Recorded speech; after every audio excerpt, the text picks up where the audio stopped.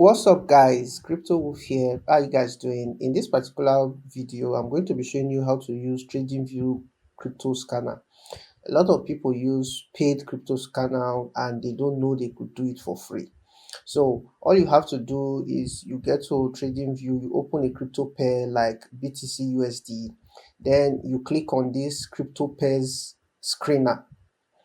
So then you expand it, so you will see all of the cryptos listed across different exchanges. So you can then apply a filter, as in you apply a filter depending on what you want. So you could say for symbols type, you could do features, you could do perpetual, you could do sports. So let me give an example of this. Let's say sports. Let's say I choose sports here. Then the next is an exchange. I can choose Binance. Um, then exchange type, you can choose either a DX like Uniswap or like Binance, which I've already chosen. So you could leave this. Then the market capitalization, you could choose less than 10K to greater than 100 billion. So then fully diluted market cap, so you could choose the volume, as in from what volume to what volume. Then you could choose average volume in the last 10 days. So you could choose relative volumes. You could make any kind of filters, custom filters you want. But basically for me, I normally use the RSI indicator just to filter out the likely trades I'm going to take. So I'm going to say RSI 14, not 7, this RSI 14 periods.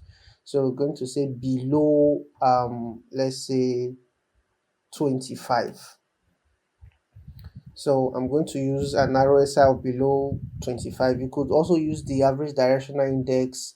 You could use the average true range. You could use, as in a whole lot of options you could use. You could use moving averages. You could use MACD levels, stochastics. You could use the Aaron indicator, Bollinger Bands. There is a whole lot, as in the options are just so much that, as in, you could do anything, you could customize it just the way you want. So I've chosen the Binance, I've chosen sports, then I will just close this. Then you will see all of them, as in you will see everything. Okay, I didn't add one filter, the quote currency, so that's why you are seeing something like this. You are seeing WLD USDT, WLD USD, WLD BTC pair. So we just want only the theta pair. So you go to the very bottom and then you would see quote currency.